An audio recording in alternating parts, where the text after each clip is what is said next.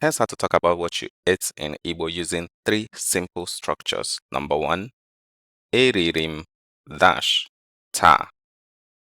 I ate dash today. Eririm nri ta. I ate food today. Eririm osikapa ta. I ate rice today. Eririm nri ụtụtụ ta. I ate breakfast today. 2. Iriri dash ta. Did you eat dash today? Iriri nri ta. Did you eat food today? Iriri osikapa ta. Did you eat rice today?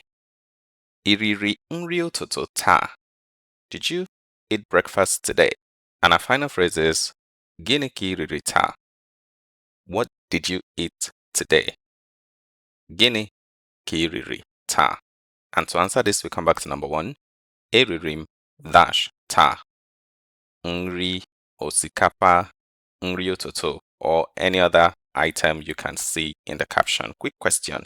If someone said to you, iriri nri ụtụtụ taa, how would you say, no, I didn't eat breakfast today? Leave in a comment, and as always, come back tomorrow for more.